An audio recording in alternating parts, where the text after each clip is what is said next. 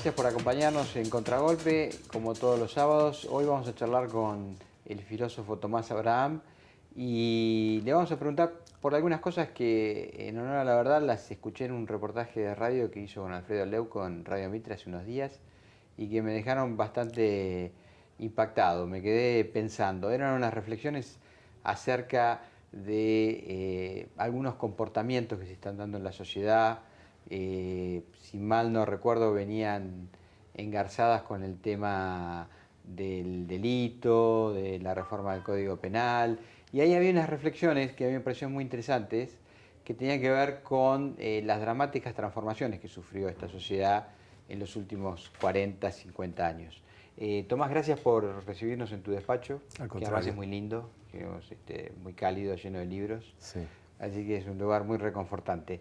Pero recuperando esto que comentaba recién, sí. Me quedó en la cabeza esa idea, cómo la sociedad argentina sufrió algunos cambios tan profundos que también provocaron en los comportamientos individuales alteraciones notables que se están viendo en estos días. A mí lo que me preocupa, y por eso llego a estos temas, ¿no?, es el tema de la violencia. Por eso hago este tipo de reflexiones que tienen que ver de cómo está estructurada la sociedad argentina. Creo que es un país nuevo. Este no es un país como era hace 20 años. Este es un país en donde hace 20 años se hablaba de tejido social, que se rompe el tejido social, etc. Creo que es un país que tiene una gran descomposición. No está estructurado. Y no está estructurado institucionalmente y laboralmente. Entonces, este país no es el país de una sociedad salarial, no es el país de una sociedad industrial. Si bien en el mundo la globalización modificó los esquemas tradicionales de la sociedad industrial, siempre tiene estos sectores, en su mayoría, integrados a alguna institución de tipo productivo. Entre nosotros, a pesar de que se dice que se incluyó a tantas millones de personas en el trabajo, hay millones y millones de personas que están fuera del circuito salarial, que están en los márgenes. Pero estos márgenes ya no son márgenes respecto de un gran centro. Han atravesado ese centro. Tenemos desde manteros de a miles, ¿no?, ferias ambulantes ilegales de a cientos en todas partes, cuentapropistas de todo tipo, talleres clandestinos con trabajo esclavo, al menos en toda la ciudad y en el conurbano de Buenos Aires. Tenemos reconocido por el gobierno oficialmente 1,5 millones de jóvenes que no hacen nada. Eso es una caldera del diablo. Y podemos seguir sumando. No es la sociedad tradicional donde estaba el que trabaja y el desocupado. Nosotros tradicionalmente teníamos hasta la época de Alfonsín, antes de la debacle con Menem, 5 o 6% de desocupación. El desocupado, que no recibía ninguna ayuda, buscaba trabajo. Y después estaba el que trabajaba. Trabajaba en blanco o trabajaba en gris. Una parte, o era todo blanco, o una parte blanco, una parte negro, pero estaban estructurados como sociedad salarial. Eso no existe más en la Argentina. Entonces, este mundo, subsidios, de planes sociales, planes trabajar, los grupos que organizan estos planes, Grupo Evita, Grupo Pérsico, Grupo Delía, Grupo Milagrosala, Grupo... Esta es la Argentina, ¿no? Después tenemos la Argentina tradicional de los gremios, etc. Ahora, toda esta Argentina es como son fragmentos autónomos que actúan de por sí y no son controlables, según algo que se puede llamar un Estado de Derecho o de ley. Cada uno actúa de por sí. Y lo que hoy estamos viendo en cada uno de los informativos, en cada uno de los noticiosos, un muerto allá, revólveres allá, que secuestran armas en tal ómnibus de Barras Bravas, etc. Estos son cañitas voladoras. Estamos viendo una situación, por eso llego a este tema, por la violencia. Es decir, nosotros hemos vivido épocas de una violencia inimaginable en la Argentina y no hemos sabido extraer una lección de eso. Eso es muy peligroso. Otros países han vivido épocas de gran violencia. No tanto como en Argentina, al menos en el Cono Sur. Por supuesto, Guatemala con 200 millones de muertos en las guerras civiles. Pero ni Chile, ni Brasil, ni Uruguay, lo que se vivió en Argentina. El grado de sadismo y de crueldad que se vivió en Argentina. No hemos sacado de eso una lección para tener prudencia en el manejo de la cosa pública. Entonces, al contrario, todos estos años de kirchnerismo hemos jugado con ese tema, hablando de juventudes maravillosas, usando los derechos humanos para estimular ciertos actos de rebeldía y protesta como la única virtud que puede tener una persona que vive en sociedad, que no es trabajar, no es comprometerse y ser responsable de su familia, no es estudiar bien en el colegio, sino militar. Y uso la palabra militar. Entonces estamos en un momento en que apenas se cierra un poco la canilla de lo que permite solventar el gasto de toda esta rebeldía. La rebeldía se queda sin dinero y va en contra de los mismos que la proveen. Entonces ya ahí aparece un porvenir y un futuro de ingobernabilidad. Y la ingobernabilidad en la Argentina no solamente es caótica, es violenta. Por eso yo me remito a estos temas. Fijémonos en qué sociedad estamos viviendo. No le estamos hablando, los dirigentes políticos, ¿no? No le están hablando a una sociedad donde está el obrero, el médico, el almacenero, el empresario y el estudiante. Es otra sociedad.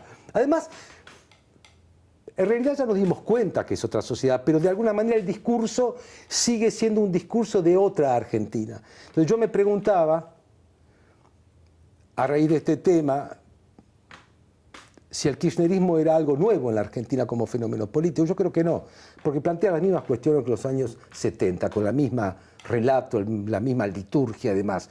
Pero es algo viejo en una sociedad nueva. La Argentina es nueva. Y el kirchnerismo se metió en esta novedad. Y a pesar de ser algo viejo, ¿no?, es muy posible que persista después del 2015 aún perdiendo elecciones, porque se ha metido en la marginalidad. No en los planes sociales, ha solventado eso, es partícipe de la organización de grupos que están un poco fuera de control, pero ha sido partícipe de todo esto. Así como Perón entendió la emergencia de una clase obrera organizada, con sindicatos, ¿no?, a través del Estado, el kirchnerismo entendió, después del 2001, la marginalidad. No la eliminó. No, la usó políticamente y se metió políticamente en eso. Y eso tiene sus propios peligros. A propósito de esta radiografía que vos planteás, se está discutiendo en la Argentina la modificación del Código Penal y hay un sector que con justa razón dice, bueno, en el medio de todo el lío que tenemos de muertes diarias, no vas a bajar las penas. Pero lo que pasa es que como contraposición de eso, en el imaginario se da por hecho que hay que subir las penas como solución. Cuando vos describís la matriz del problema, parece ser que la cosa es mucho más profunda en un código penal. Es decir, la Argentina se desarticuló, se deshizo el famoso tejido social que el peronismo más o menos armó y que creo que el desarrollismo intentó perfeccionar y que no tuvo suerte, sino otra hubiera sido la experiencia de este país. Ese proceso se abortó dramáticamente y Argentina perdió el sentido estratégico, al que no volvió a recuperar nunca más. Entonces digo, eso que es el fondo del problema, si no se aborda, y eso se aborda por ahí en 30, 40 años, lo demás son parches. Bueno, vos podés actualizar el Código Penal, lo que quieras, pero cuando tenés tanta marginación, tanta marginalidad, y vas a convivir con tasas de delito altas por mucho tiempo, es difícil que un político lo diga o lo quiera decir. Sí, el Código Penal, bueno, creo que eso, indudablemente, si es de 1921, como leí en algún lugar. Sí, puede tener actualizaciones. O merece actualizarse. Merece actualizarse, pero creo que eligieron mal el momento político. No, sí, seguro. Pero digo, aún así. Volvieron atrás, y claro, porque hay mucha demagogia. Sí. Demagogia tipo Zaffaroni, ¿no? Sí. Es decir, pobrecitos los delincuentes, sí, ¿no? Especie de cristianismo social. Sí, sí. Entonces, acá hay un problema de otro tipo, que es un problema de desarticulación de los aparatos de seguridad, ¿no?, y de una justicia que está cuestionada por todas partes. Entonces, si vos tenés una justicia cuestionada por todas partes, la Constitución está entre paréntesis. Todo el sistema de derecho está entre paréntesis. Y si vos tenés una desarticulación de los aparatos de seguridad, pues los aparatos de seguridad no están hechos para reprimir, están hechos para proteger. Que después, en algún momento, en nuestro país se hayan convertido en criminales junto a otros de la sociedad civil que fueron cómplices de eso, pero el aparato de seguridad está para proteger tu vida. Si eso está desarticulado y es parte del problema y no de la solución, y la justicia está cuestionada, por lo tanto la ley fundamental está entre paréntesis, cualquiera puede hacer lo que quiere si puede, tenemos un problema gravemente institucional, no de código, sino de institución. Y eligieron mal el momento político porque cuando hay lo que hay en la Argentina, venir a decir que finalmente la reincidencia sí, la reincidencia no, etcétera, creo que se volvieron un poco atrás porque realmente son otros los problemas. Y en referencia a estos problemas que hablábamos en cuanto a la definición de un sentido estratégico, hacia dónde quiere ir la Argentina, ¿qué piensa? ¿Vos ves en la clase política actual, sea del partido político que sea, alguien que esté hilvanando algo más profundo, que piense cómo insertar a Argentina en el mundo? No, porque digo, la veo a Argentina muy periférica, ¿no? O sea, bueno, es periférica geográficamente, pero muy periférica en su agenda política. Nosotros en Argentina nunca hemos encontrado un lugar en el mundo, porque creemos que el mundo es una cosa y Argentina es otra. Lo vemos así, ¿no? Está el mundo, entonces tenemos una tercera posición, es otra cosa. O estamos en los países no alineados o lo que fuere. Y bueno, en estos últimos 10 años hemos elegido un camino, que es aprovechar de la situación argentina de proveedor de materias primas y tener un discurso confrontativo.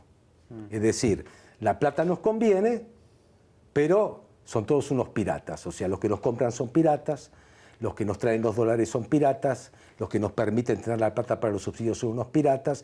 Entonces, si consideramos al capitalismo como una piratería mundial, entonces tenemos que buscar otro camino. Como ese otro camino no existe, tenemos una visión del capitalismo que es de piratería, cosa que es cierto a nivel local, porque esto acá es normal, pero no es a nivel mundial. Todavía existe lo que se llama el contrato a nivel mundial. Todavía se negocia. No todos negocian con un chumbo en la mesa. Entonces, eso para nosotros no existe. Recuperar ese terreno. Yo creo que los dos gobiernos de Cristina fueron realmente muy malos para la Argentina, no para Cristina. El triunfo de Massa es lo único que obstaculizó que no siga. Sí, claro. ¿No? Pero realmente fueron muy malos, preparados también por Néstor Kirchner en su último momento. Desde el 2008 en adelante se tiró la toalla, ¿no? Y ANSES, agarramos la guita que pudimos juntar con las exportaciones y a gastar y a consumir y a darle con un proyecto de poder. Es decir, Argentina para los Kirchner. Este era el proyecto, para que se fuera repitiendo uno al otro, que se obstaculizó con la muerte de Néstor Kirchner, pero era así. Argentina para los Kirchner, a gastar todo lo que venía de afuera en esta coyuntura única en el siglo, gracias a los chanchos chinos, a gastar, a subsidiar, a consumir, crédito barato, muy barato, a gastar, y ahora se cortó. Pero eso es lo que se hicieron en los últimos 6, 7 años. Es nefasto para la Argentina, porque en este momento la gente quiere seguir gastando. Y no se ha hecho esta cosa que otros países hacen, mucho más medida, mucho más institucional, pensando en un plazo un poquito más largo, ¿no? Con un equilibrio tal que no hay una gran fiesta consumista porque no hay mucho con qué. Y ningún país tiene la bola de cristal para un plan económico, y menos un país llamado emergente para que todo vaya bien. Pero hay una cierta mesura en los planes. Acá no. Acá, como somos tan ricos, como tenemos agua, como tenemos energía, como tenemos grano, como tenemos minerales, como tenemos el mejor clima del mundo, hay de dónde sacar. ¿no? Porque si no, estaríamos en las cavernas con lo que pasó en Argentina. Y sin embargo, de repente salimos de 2001 a comprar 4 heladeras, un parque automotor que no se sabe de dónde sale, que todo el mundo cambia el auto, etc. ¿Cómo puede ser? ¿Es un milagro este país? No, no es un milagro. Después la paga. Así que fue muy malo en este sentido. Y eso tiene que ver con la situación periférica en el mundo. Es decir, nosotros no aceptamos que somos un punto de una región que tiene un líder, en principio es Brasil, ¿no? Y que tiene que hacer estrategias regionales y que no puede hacer aventuras propias y autónomas, tener como único aliado a Venezuela, que está como está. Sí, claro. Porque no ha encontrado otra manera, por eso digo que esto es algo viejo, que creer que darle pan y leche a los sectores más pobres se hace del modo en que lo hace Venezuela, porque parece que no hay otro. Es como si Chile no hubiera hecho nada con respecto a la vivienda popular. Hay otros caminos para mejorar la situación de la base de la pirámide social sin crear una guerra civil. A nosotros no se nos ocurrió otra. Entonces, claro que estamos marginados y ahora hay toda una estrategia de recuperar terreno como si nadie nos conociera. Y lamentablemente la cédula de identidad existe. Se sabe quiénes somos. Y para volver a creer que una Argentina va a cumplir con algún compromiso, que no va a ser establecer un contrato para romperlo mañana, defoltear y sacar Repsol, firmar, sacar Eskenazi, volver a firmar, etcétera. Todo eso lleva muchísimo tiempo. Lleva mucho tiempo destruir el país. Va a llevar mucho tiempo. Entonces, tiene que ser una política coherente que sea resultado de la conjunción de fuerzas sociales representativas y que asuma compromisos a mediano plazo con gente, además, un poco más nueva, no personajes históricos que todos conocemos que forman parte del problema de la Argentina. Sí. Hiciste varias referencias al kirchnerismo. ¿No te da la impresión que el kirchnerismo tiene un componente frívolo en el abordaje de temas muy delicados? Es decir, que juega con ellos desmereciendo la posibilidad que esos temas te sumerjan después en profundidades de las que no sabes cómo vas a salir. Es la irresponsabilidad. Digo, bueno, en la irresponsabilidad hay algo de frivolidad. Quiero decir, vos podés menear la historia a tu antojo, pero eso puede ser un boomerang también. Porque, quiero decir esto. Si vos le decís al conjunto de la sociedad, y como dice el kirchnerismo, empoderás a los jóvenes en la bandera que los revolucionarios del 70 eran San Martín, y no muchos de ellos jóvenes facciosos que asaltaron el poder constituido, que era un poder democrático, te guste o no, era un poder elegido por el pueblo, y que esos jóvenes decidieron enfrentarlo armadamente. Si eso no se cuenta y no se abre la historia a la verdadera discusión, bueno, se cierra en falso. Sí, la irresponsabilidad la vivimos en los 70 de parte de una clase media pudiente que festejaba los actos de terrorismo porque pertenecían al romanticismo revolucionario. Lo que no me esperaba es que lo festejemos en el tercer milenio. Eso no me lo esperaba. Es decir, que en nombre de la apertura de los juicios a criminales de Estado se haga una especie de himno a los 70, el cual lo menos que podemos hacer es pensarlo seriamente, para no repetir, porque es cierto que mi juventud era una juventud idealista, es cierto que queríamos cambiar el mundo, es cierto que queríamos otra vida, para eso éramos jóvenes y para eso podíamos tener esa dosis de ingenuidad que cree en valores absolutos, pero también hemos vivido el asesinato, hemos vivido la muerte, y si después de 30, 40 años, aquellos que pertenecen a esa generación hoy ocupan puestos oficiales y son funcionarios, y como decía Muhammad Ali, ¿no? A veces me gusta citarlo, si yo a los 50 pensara igual que a los 20, perdí 30 años de mi vida. Es decir, es decir, repetir eso desde la adultez, desde el abuelo, repetir esas cosas, ahí hay otro tema, es un tema de frivolidad, de irresponsabilidad, y realmente ese tipo de actitud es el que deja la mecha y cuando explota está en otro lado. Claro, bueno, eso está en digo, otro lado. Nos sumerge en temas Está que en otro lado. después Entonces, veremos. ha habido acá un culto de la protesta, un culto de la reivindicación, un culto de cierto tipo de revoluciones, de la igualdad, de la equidad. La presidenta diciendo que en las tribunas la gente que da de espalda al partido, etcétera, son apasionados. ¿No? Todo esto que implica muertos, implica balas, implica familias en luto y demás. Ese tipo de actitud es como dar rienda suelta a la, violencia. Por eso estamos un poco desarmados ante lo que puede acontecer en una situación como la que estamos viviendo y en el futuro, cuando no haya con qué solventar cierta tranquilidad de espíritu.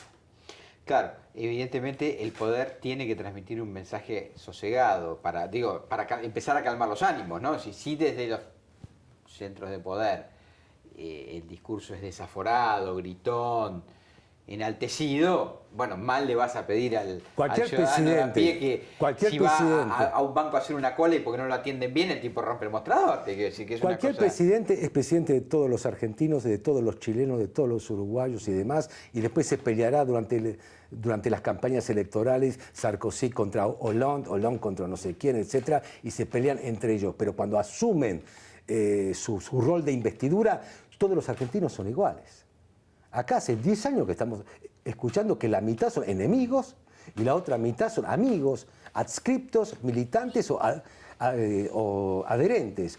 Llámese como se llame, supermercadistas, empresarios, gente del campo, neoliberales, menemistas, golpistas, destituyentes, etcétera. Agotaron los adjetivos para descalificar por lo menos a la mitad. ¿Crees, por último, en una fórmula que muchas veces es remanida por la galería, pero vaya a saber por qué? Bueno, vos antes de cámara me esbozaste una teoría que si querés la podés reproducir porque me pareció muy piola.